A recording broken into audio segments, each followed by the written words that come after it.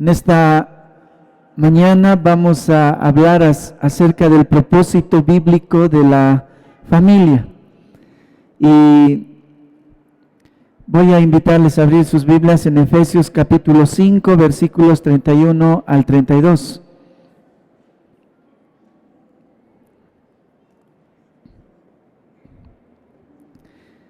Dice Efesios capítulo 5, 31 al 32. Por esto dice: dejará el hombre a su padre y a su madre, y se unirá a su mujer, y los dos serán una sola carne. Grande es este misterio, mas yo digo esto respecto de Cristo y la iglesia. Grande es este misterio, mas yo digo esto respecto de Cristo y de la iglesia. Padre, queremos pedirte una vez más que ahora tú nos hables por medio de tu palabra. Siempre lo haces, Señor, siempre tu palabra es pertinente a cada minuto de nuestra vida, Señor. Y hoy día, Señor, queremos rogarte que tú uses al predicador, que tú abras nuestros corazones también con humildad para que podamos escuchar tu voz, Señor, y que por tu Espíritu Santo seamos empujados, Señor, a obedecerte en todo lo que en tu palabra tú nos demandes, Señor. En el nombre de Jesús, te rogamos, Señor, esto, que sea un tiempo de comunión íntima contigo, Señor, con tu palabra, y que podamos verdaderamente escuchar tu voz hoy día. Amén.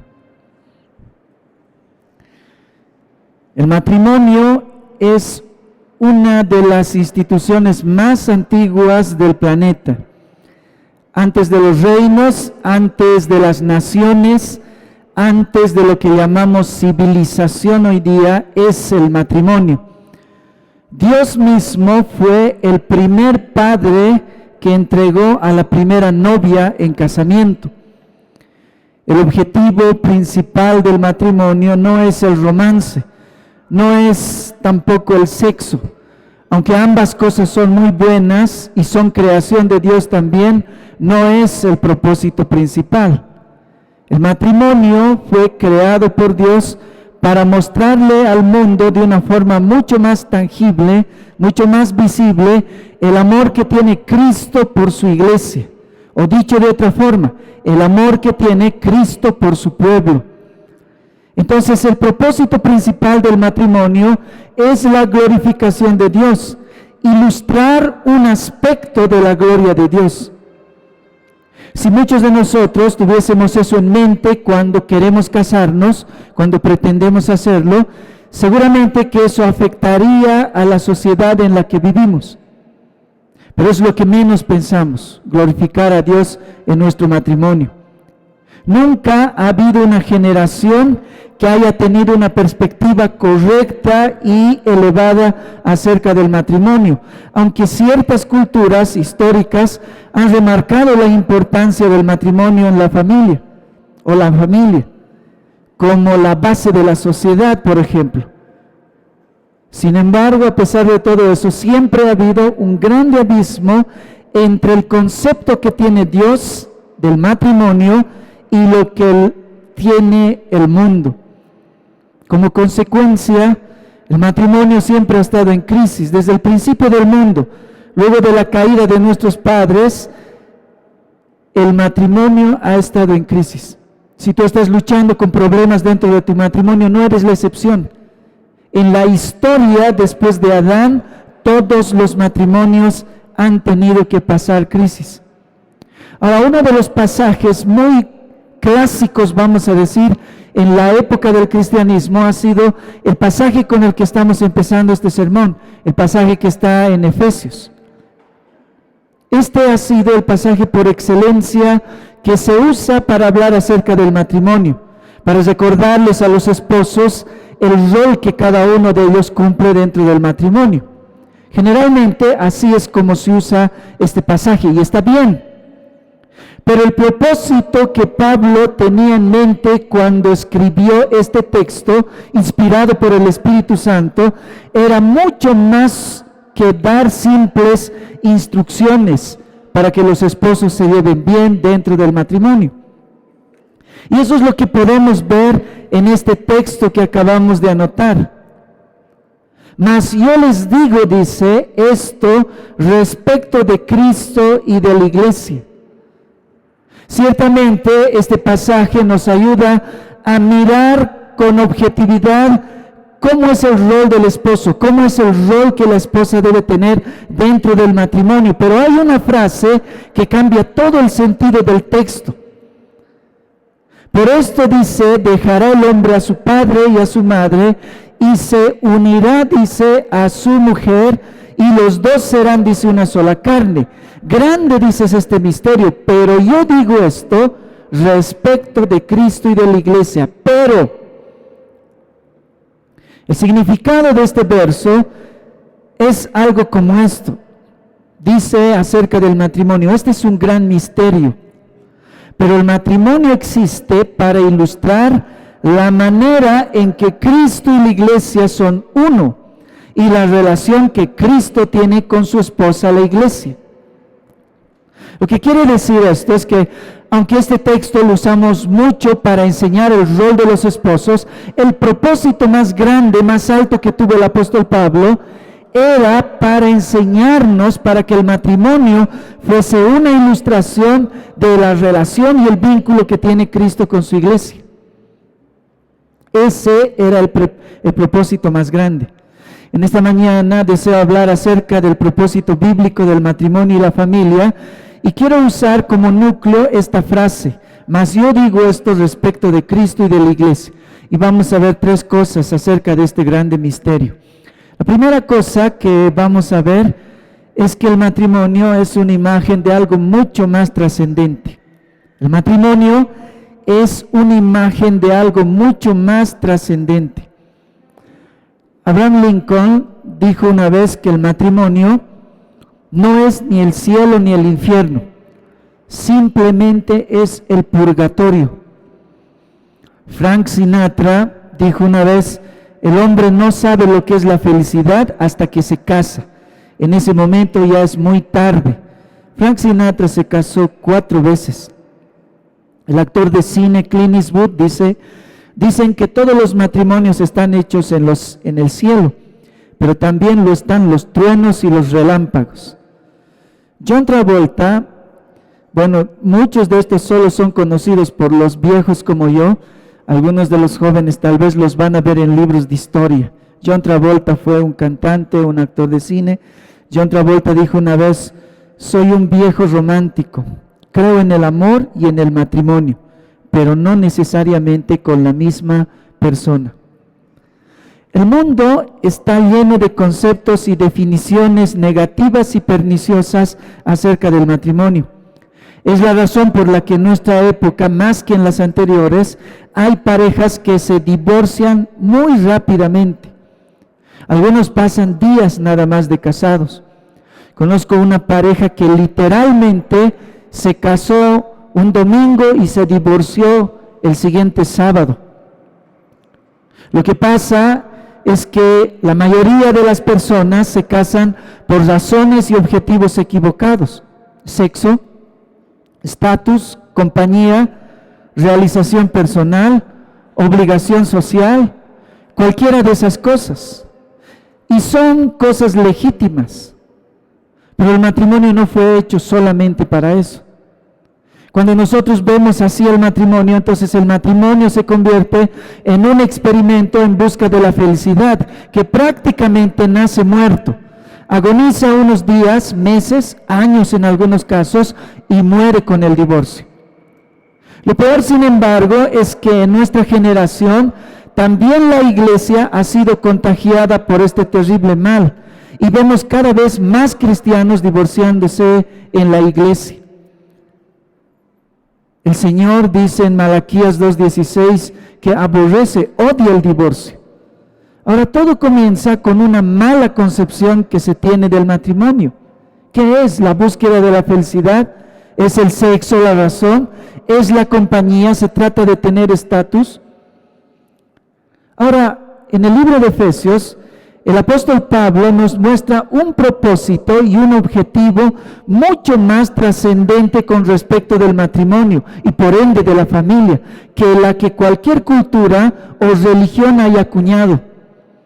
La Biblia dice que el matrimonio existe para la gloria de Dios.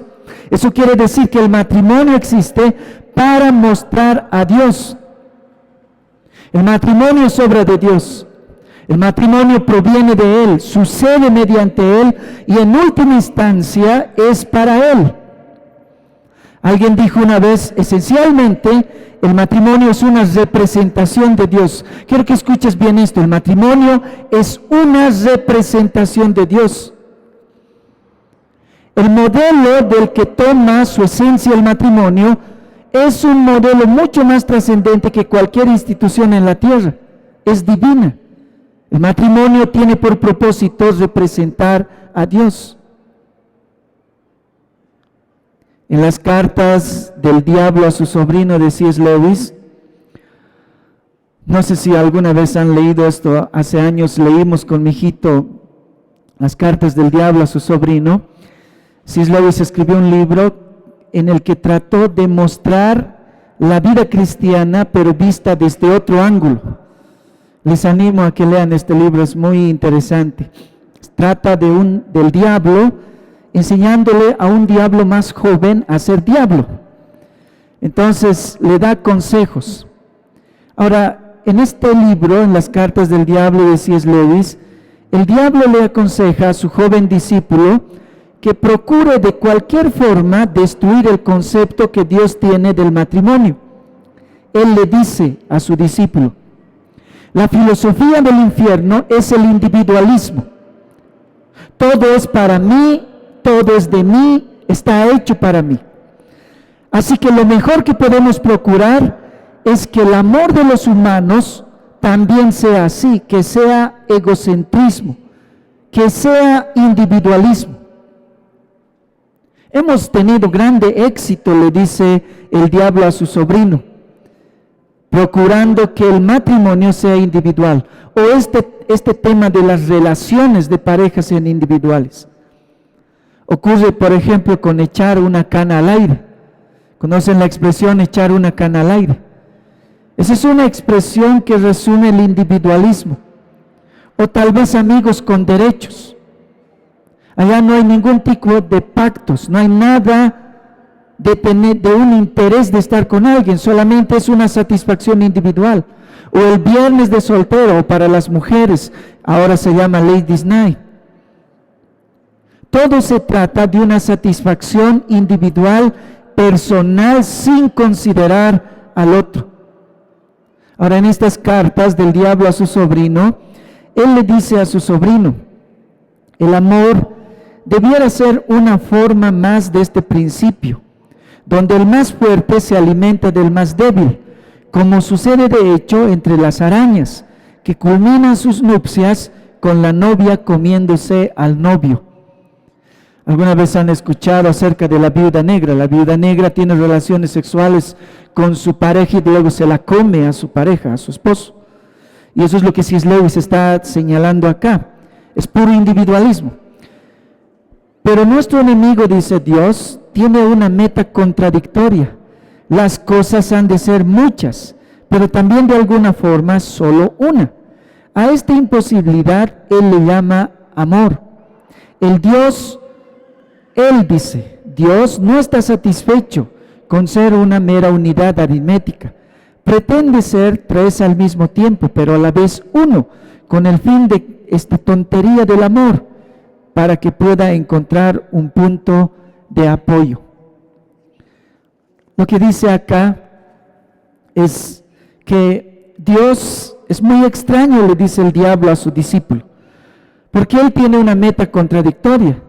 Idealmente todos somos individualistas, somos egoístas, pero Dios tiene otro tipo de filosofía. Él tiene una filosofía que se llama amor, y aún él mismo dice en su esencia, ha decidido ser tres para que pueda practicar el amor, porque si fuese uno no podría practicar el amor funciona en la pluralidad. Así que Dios, dice, tiene una filosofía sumamente rara. Son muchos, dice, pero a la vez es uno, una mera unidad, dice. O más bien quiere decir, Él no quiso ser una mera unidad aritmética, sino tres al mismo tiempo y a la misma vez uno, para que pueda encontrar apoyo para que funcione el amor. El enemigo, dice el diablo, sigue diciendo a su discípulo, que es Dios en esta carta, el enemigo también ha hecho que su descendencia sea dependiente de los padres, dando lugar así a la familia, que es como un organismo, solo que peor, porque sus miembros están más separados, pero también muy unidos a la vez. Todo eso es un artilugio más para meter el amor. Lo que quiero decirles es que, a donde quiero llegar, es que el matrimonio es una representación de Dios en toda su esencia, en muchas cosas. Dios es uno, pero es tres a la vez. En el matrimonio somos dos, pero espiritualmente somos uno. El matrimonio está hecho para representar al Señor. En esta última parte de su carta dice, ahora, los hijos de Dios, igual que Dios, son también sumamente raros. Dios ha creado una institución, dice, que se llama familia. La familia es un organismo, dice, son varios los que están ahí, pero a la misma vez, aunque están muy separados, dice, están muy unidos a la vez. La única razón por la que Dios ha hecho eso, dice, es para que pueda funcionar el amor dentro de eso. Así es la familia. Tenemos hermanos, tenemos padres, y aunque somos distintas personas, pensamos todos diferente, nos une el amor, por lo menos en las familias cristianas. Ahora, sí es Lewis, no es la Biblia, pero esta metáfora nos es muy útil para ver desde otra perspectiva el tema que estamos viendo. El matrimonio, la familia, es una imagen en última instancia de Dios. Qué privilegio más grande, pero qué responsabilidad más grande también a la vez.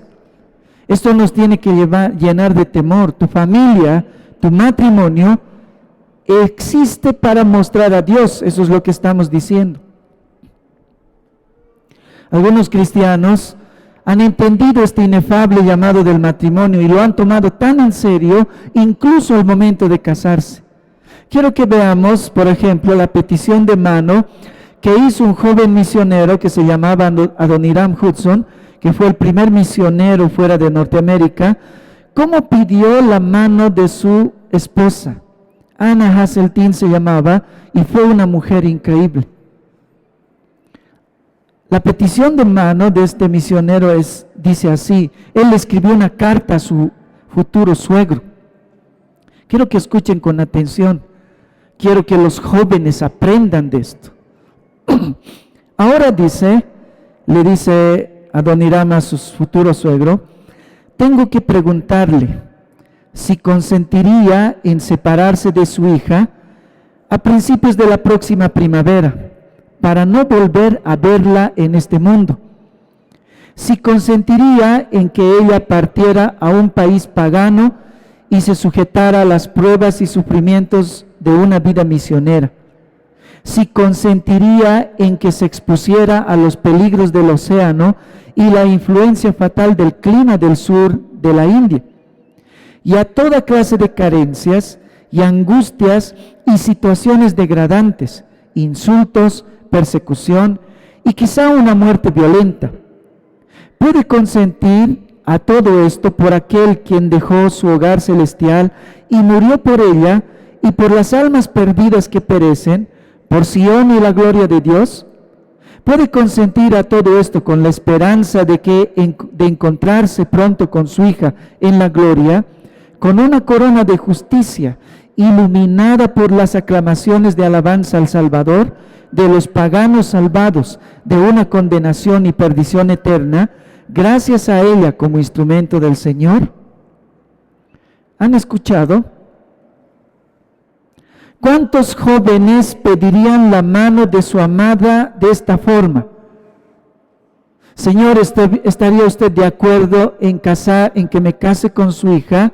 Probablemente nunca más la vea porque he decidido llevármela a un lugar donde tal vez muera de hambre, insultada, apedreada, cualquier forma.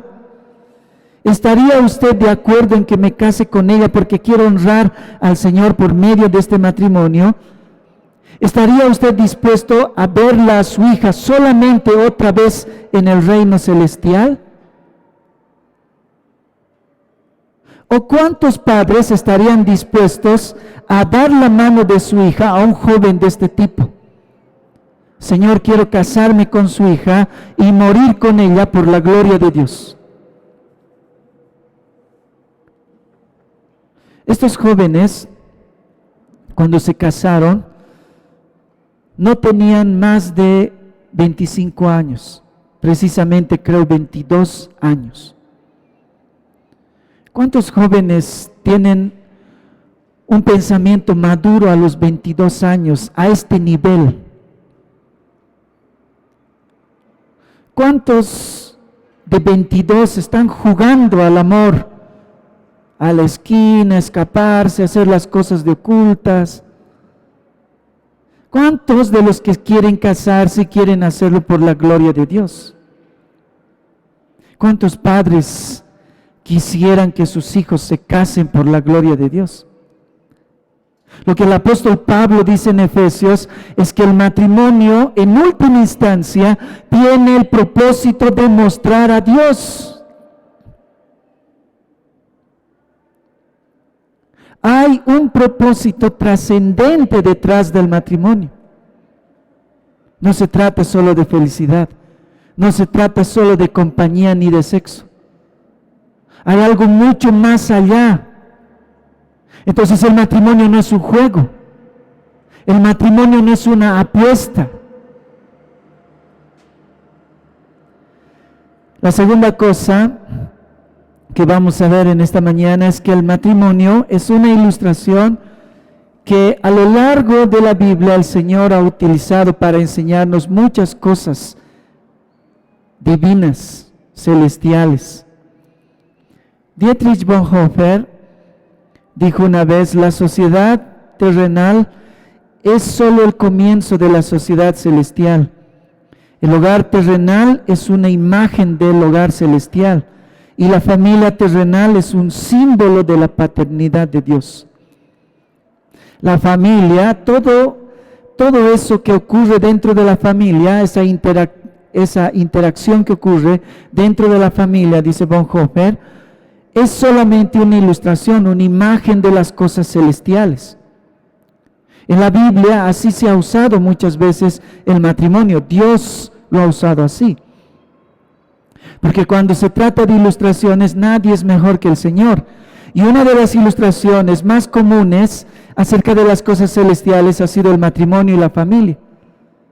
Por ejemplo, el Señor nos ha enseñado mucho acerca de la infidelidad del pueblo de Dios por medio de una familia muy crítica. Entre los pasajes más perturbadores de la Biblia está la historia de Oseas. Oseas se escribió más o menos entre el año 750, 700 antes de Cristo.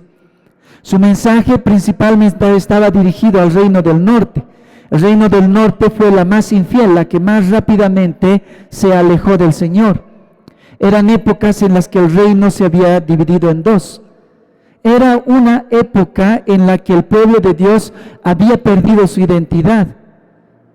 Entonces Dios decide mostrarles a este pueblo infiel, por medio de un matrimonio, cómo un esposo sufre por la infidelidad de una esposa que se había convertido o quizá ya era una ramera, una prostituta. En Oseas 1:2 dice la palabra del Señor: el principio de la palabra de Jehová por medio de Oseas, dijo Jehová a Oseas: ve, tómate una mujer fornicaria e hijos de fornicación, porque la tierra fornica apartándose de Jehová. Ahora, esta historia no es una fábula, esta es una historia real. Dios le muestra a su pueblo su verdadera condición por medio de un nefasto matrimonio. el matrimonio de un hombre piadoso con una prostituta.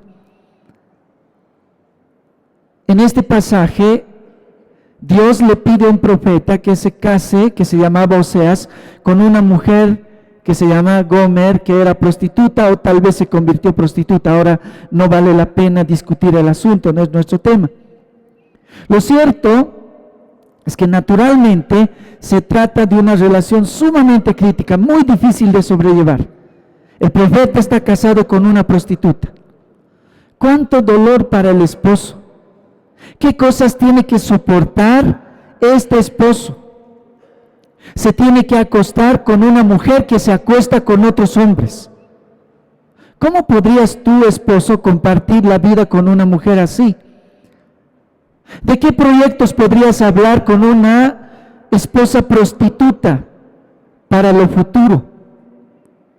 ¿Acaso no sentirías asco de cada cosa que toca o al acostarte con ella? ¿Podrías todas las mañanas pedirle un beso sin sentir asco? ¿Podrías comer con confianza la comida que ella te da? ¿Cómo era en la realidad? Porque esto no es una fábula, es una historia real. ¿Cómo era en la vida real, la vida del profeta casado con una prostituta? Alguien lo graficó de una manera increíble diciendo, vean al profeta, vean esta interacción. Un hombre ve entrar a Oseas y le dice, oh, vean al profeta, por favor salúdenlo de mi parte. Díganle que anoche estuve con su esposa y fue muy placentero. Y díganle que mañana también estaré con ella. ¿Cuán denigrante y sucio era esto para el profeta? O alguien diciendo, miren al profeta entrando al templo y su mujer al prostíbulo. ¡Qué paradoja! El Señor hace que ellos tengan hijos. Aún en nuestras versiones, los nombres de sus hijos son sumamente terribles. Un recordatorio constante del quebranto al que fue sometido este profeta. Uno de sus hijos se llamaba Jezreel, que significa juicio. El otro hijo se llamaba Lo Ruama, que significa no más piedad o no más compasión. El otro hijo se llamaba Lo Ami, que significa no eres mi pueblo. Ahora imagínense la familia de ellos, imagínense la interacción en este hogar. Juicio, ven a desayunar. No más compasión, acompáñame al mercado. No eres mi pueblo, ya es hora de dormir. Cada momento cuando el profeta nombraba a uno de sus hijos, estaba nombrando y recordando la triste situación de este esposo. El que miraba a esta familia, miraba a una familia que mostraba de una forma viva la situación de Israel. Israel era la mujer prostituta, que había fornicado con otros dioses, adorando otros baales. Y el más deshonrado de esta situación era Dios. Pero lo más increíble de esta historia es que Oseas permanece fiel y sigue amando a su pueblo. Si tú hubieses visto al profeta Oseas en su época, hubieses tenido compasión de él, hubieses llorado con él, te hubieses dolido con él. Y la razón por la que Dios puso a esta pareja, a este matrimonio, era para que Israel viera de una forma tangible lo que ellos le estaban haciendo al Señor. ¿Cómo luce tu matrimonio? ¿Cumple el propósito de verdaderamente mostrar a Dios, o es otra cosa la que muestra tu matrimonio? En otra ocasión, el Señor también nos mostró acerca de la protección y la salvación de Dios por otro matrimonio. En las épocas más oscuras de los jueces, una familia que se fue de Belén a un lugar pagano llamado Moab por causa de la hambruna que había en su tierra. Un papá que se llamaba Elimelech se llevó a toda su familia. En ese lugar sus hijos, que eran grandes, se casaron con moabitas y por alguna extraña razón o por castigo quizás se mueren todos los hombres allá. Dejan 3 viudas. Un día la viuda mayor, que es la esposa de Elimelech, decide retornar a Belén porque escuchó que las cosas han mejorado en Belén. A un principio 2 de las nueras de ellas, viudas también, deciden acompañarlas, pero al final una se queda y finalmente solo va con Ruth. Una vez que llegan a Belén, la situación para ellas prácticamente era peor que en Moab. Nunca habían sembrado. Era tiempo de cosecha. ¿Qué van a cosechar ellos? El hambre los iba a matar. Iban a acabar peor tal vez que en Moab. Entonces Ruth va a recoger en los campos de la cosecha, porque había una norma que decía que todo lo que se caía, tú no tenías que recogerlo, porque era para los pobres o las viudas como Ruth. Así que ella, pensando en eso, va a recoger de lo que van a soltar los segadores. En eso conoce a un hombre que se llama Boz. Boz era un pariente cercano de ellos. Y como muchos de ustedes han leído, no les voy a contar toda la historia, en un momento, como es muy típico ya en nuestra época, Ruth le pide en matrimonio a Boz, que no era muy normal en esa época. Ahora, en medio de esto, aparece otro pariente más cercano para Ruth, que también quiere casarse con ella. Ahora, esta persona tenía mucho más derechos, pero Boz, que amaba a Ruth verdaderamente, con mucha sabiduría y un poco de astucia, logra que el otro pariente rechace casarse con Ruth. En toda esta historia, este pariente que se llama Boz, este pariente cercano, recibe el título de Goel. ¿Qué significa Goel? Goel significa el pariente redentor, el pariente cercano redentor o el pariente salvador. Esta historia no necesita que se le explique. Allí en el libro de Ruth el personaje principal no es Noemí, tampoco Ruth, sino Boz, el pariente redentor, el pariente salvador. Si él no intervenía en la historia de estas 2 viudas, ellas hubiesen perecido de hambre o acabado en una condición denigrante. Este matrimonio, de una manera sumamente bella, nos muestra la grande salvación que ha propiciado Dios, haciendo a su Hijo nuestro pariente cercano, un humano, un pariente redentor, el pariente salvador. Este matrimonio es una figura de nuestra salvación. También usó a otra pareja, a otra familia, o más bien usa el matrimonio para hablarnos de algo que es glorioso sobre nuestro destino final. Una de las figuras más emotivas para cualquier cristiano, especialmente en momentos como los que estamos pasando ahora, sufriendo por algunas cosas, es esperar la venida del Señor, las bodas del Cordero. Apocalipsis 19, 7 al 8 dice: gocémonos y alegrémonos y démosle gloria, porque han llegado las bodas del Cordero y su esposa se ha preparado. Y a ella se le ha concedido que se vista de lino fino, limpio y resplandeciente, porque el lino fino es las acciones justas de los santos. Por alguna razón, los cuentos de hadas siempre terminan con un se casaron y fueron felices. Y es que la boda lleva en sí misma un enorme significado de triunfo, de victoria del amor, sobre todo lo que se haya interpuesto en medio. Para nosotros los cristianos, las bodas del Cordero tiene ese significado, es el triunfo del amor del esposo, que es Cristo por su esposa, la iglesia. Es la muestra de la grande fidelidad del esposo, porque él se fue. Vino una vez y se fue, pero Él prometió que volvería y nosotros sabemos que lo va a hacer.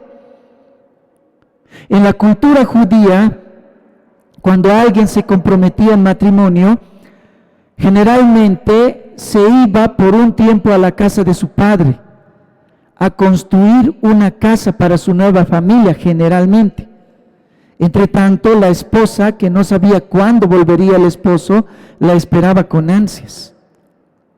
A eso se estaba refiriendo cuando Jesús dijo: voy pues a prepararles un lugar, voy a prepararles una casa. Él volverá. Y el matrimonio es una imagen de eso que es celestial. Finalmente, esto es parte del tercer punto. El matrimonio es usado dentro de la Biblia para mostrarnos la fidelidad eterna de Dios. Y eso es parte de nuestro tercer punto. El matrimonio, una imagen restaurada por el Evangelio. El matrimonio, una imagen restaurada por el Evangelio. En el libro de Efesios, en este pasaje clásico, les decía, para exhortar a los esposos y las esposas acerca de sus deberes, el apóstol Pablo cierra esta parte recordándonos un principio. Por tanto, dice, dejará el hombre a su padre y a su madre, y se unirá a su mujer, y serán, dice, una sola carne. Como dijimos hace un rato, el apóstol Pablo luego dice, este es un misterio. Pero este es un misterio, dice, que revela o muestra esa unión íntima, esa fusión que hay entre Cristo y su iglesia. John Owen dijo una vez, existe una unión mayor y una relación más cercana entre Cristo y la iglesia que la que existe en cualquier otra unión en el mundo. Porque no se puede más. La fusión que hay entre Cristo y la iglesia es sumamente íntima. Íntima es una palabra que no podría definir el todo de esta unión. Por esa razón es que el adulterio está señalado entre los pecados más repudiables en la Biblia. Dios odia el adulterio, como odia el divorcio, porque ambas cosas desfiguran el matrimonio, que es la imagen de la unión de Cristo con su iglesia. Hermanos, no hay mal más grande contra el matrimonio que el adulterio, y no hay peor desenlace para el matrimonio que el divorcio. Los jóvenes de nuestra generación le tienen miedo al matrimonio porque es tan común el divorcio. Lo han visto muchas veces, algunos han sufrido por causa de este mal. La mayoría de las legislaciones la han flexibilizado tanto que divorciarse ahora solo depende de levantarse una mañana y decidir hacerlo. Por simple aburrimiento o incompatibilidad. Ya no quiero más, me aburrí. Puede ser un argumento suficientemente válido para divorciarse. Pero Dios odia el divorcio. Benicio del Toro, que es un actor muy famoso, dijo una vez, todo el mundo me pregunta por qué no me estoy casando o por qué no me caso. Y yo les digo, ¿pero por qué me tengo que casar? ¿Solo para divorciarme? Y es que en nuestra cultura actual, la gente cree que eso es ya parte de la vida. Somos niños, somos jóvenes, crecemos, nos casamos y luego nos tenemos que divorciar. Luego, con suerte, nos volvemos a casar y nos tenemos que divorciar. La farándula ha puesto tan de moda el divorcio al grado de que hacerlo es normal y no hacerlo es anormal. Quizá algunos no estén de acuerdo conmigo, pero yo soy uno de aquellos que cree que no existe ninguna razón válida para divorciarse de tu pareja. Aún en el adulterio, puedes perdonar. Cuando Jesús confronta a los fariseos acerca de si es posible o no el divorcio, porque Moisés lo había establecido antiguamente, Jesús responde enfáticamente en Mateo 19:8. Él les dijo, los hombres le preguntan para tentar y le dicen, bueno, ¿por qué tú dices que no es bueno el divorcio? Moisés nos lo ha avalado. ¿Por qué entonces Moisés nos ha dado permiso para divorciarnos? Y Jesús les responde, Él les dijo, por la dureza de vuestro corazón, Moisés os permitió repudiar a vuestras mujeres, mas al principio no fue así. Jesús aclara que esto fue estipulado por la dureza de los corazones. Porque si alguien peca, y yo sé que es muy doloroso que alguien adulterara, todavía existe la vía del perdón. Si ese se arrepiente o ella se arrepiente, todavía se puede perdonar. Pero como había dureza de corazón para perdonar, Moisés tuvo que permitirles casarles, divorciarse. Pero el argumento más enfático para mí es la frase, pero al principio no fue así. Esto fue algo paliativo, esto fue un arreglo a la dureza del corazón de Israel, pero al principio no fue así. Cuando alguien quiere divorciarse, ya ha tomado una decisión. A veces van a conferencias y quieren saber, en realidad no tanto cómo pueden salvar su matrimonio, casi nunca buscan el consejo de Dios. Lo que quieren en realidad es justificar bíblicamente su divorcio, porque ya lo han decidido hacer. Pero el matrimonio es un pacto delante de Dios, nos casamos delante de Dios, hacemos los votos matrimoniales delante de Dios. Dios se constituye entonces en el garante de esa relación. Si la rompemos, denigramos el valor de Dios. Nosotros estaríamos libres de romper nuestro matrimonio solo si Cristo rompiera el pacto con su pueblo. Y sabemos que no lo hará. Nosotros tuviésemos derecho de divorciarnos, tuviésemos el derecho de encontrar una puerta, si Cristo hubiese dicho que sí, hay una puerta para dejar a su esposa, y no lo hay. Dios es fiel. Porque así como en el matrimonio los cónyuges se hacen uno, se funden en uno, así Cristo está unido a su iglesia. El matrimonio, hermanos, tiene ese altísimo propósito, mostrar esa unión. El propósito bíblico del matrimonio y de la familia es mostrar este gran misterio. El matrimonio es la imagen de Dios. Esta es una de las muchas razones por las que los sistemas de gobiernos, los reyes, la agenda LGBT, busca destruir esta imagen, porque quiere destruir a otro, el que está detrás, a quien muestra esta imagen. Pero la realidad es que en todas las épocas de la historia, el matrimonio ha sido un verdadero campo de batalla. Y eso es porque Dios así lo ha establecido. En Génesis 3:16 le dijo a la mujer: multiplicaré en gran manera los dolores en tus preñeces, con dolor darás a luz a tus hijos, y tu deseo será para tu marido, y él se enseñoreará de ti. ¿Qué quiere decir este texto en esencia? Le dice a la mujer: bueno, por cuanto tú has decidido hacer las cosas unilateralmente, has decidido desobedecer, la maldición de ti y de tu descendencia será hacer eso. Siempre harás eso. Querrás usurpar el lugar de tu esposo. Y como tú, hombre, no has estado en el lugar y no has frenado este asunto, no has sido líder, entonces tampoco serás líder. Y lucharán los dos. Y como no se someterá a ti, la vas a someter por la fuerza. La razón por la que nuestros matrimonios pelean es por eso.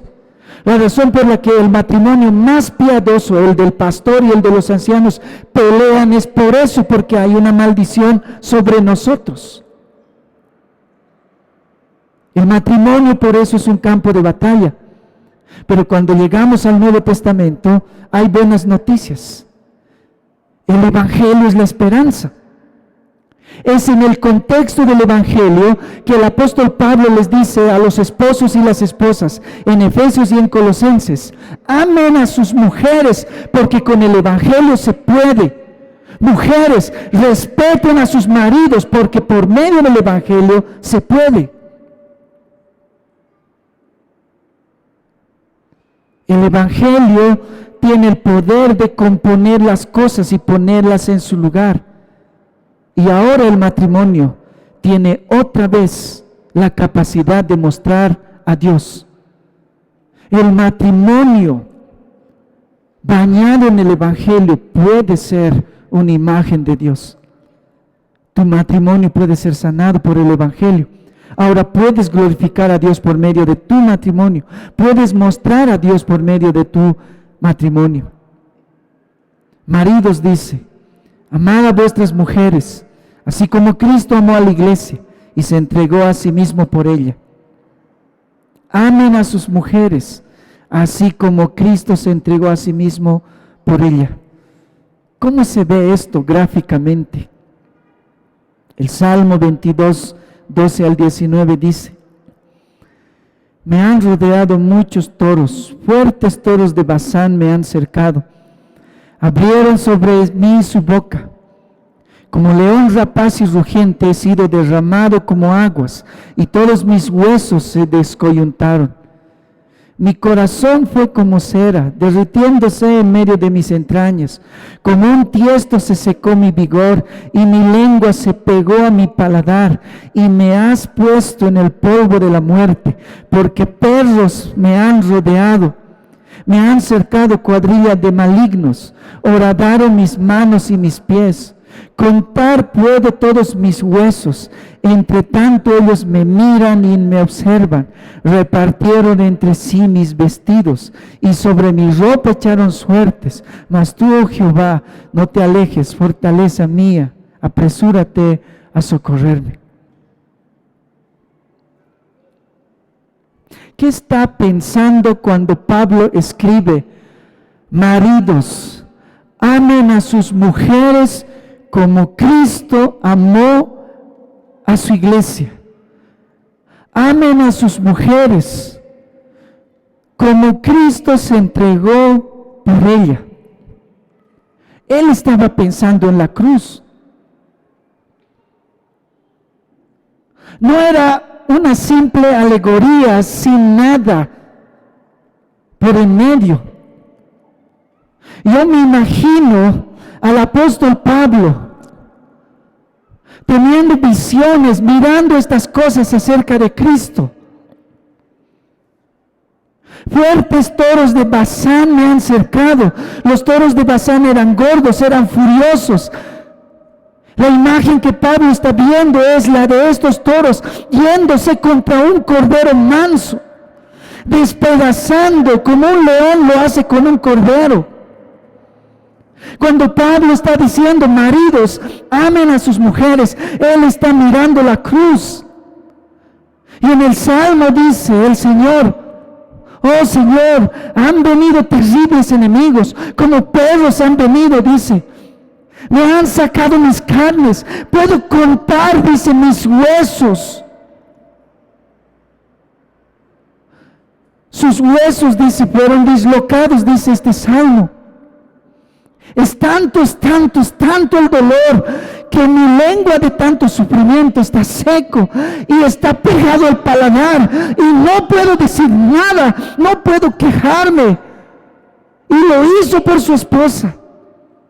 Sufrió ese tormento, y de él no salió ni una sola palabra de desprecio contra su esposa infiel. Y él padeció, nunca maldijo por un momento a su esposa. Él murió en una cruz por ella. Nunca hubo un pensamiento de dejarla o de separarse de ella. Esa es nuestra esperanza, de que Él va a venir por nosotros. Él es fiel. Cuando Pablo está diciéndoles a los esposos: sufran por sus esposas, él está mirando la cruz. Y dice también al final el apóstol Pablo en Efesios: la mujer, dice, respete a su marido. Ciertamente el respeto es muy importante, pero el respeto también conlleva amor. No respetas a alguien que no amas. Spurgeon dijo una vez acerca de esto que uno de los textos más venturosos de la Biblia es el Cantar de los Cantares 2:16. Mi amado es mío y yo suya. En el castellano más simple dice este verso: Él me ama y yo lo amo a Él. Del mismo modo que Cristo ama a su iglesia hasta la cruz, por el amor eterno que le tiene, la iglesia debía ataviarse de santidad y de amor porque su Señor lo ama. ¿Cómo vería una esposa a su esposo que está siendo destrozado, a su esposo que está siendo lastimado por ella? Esas son las palabras que se han rescatado acá en el Cantar de los Cantares. Vean cómo me ama. Vean cómo me ama. Por eso yo lo amo a Él. Lo amamos a Él porque Él nos amó primero.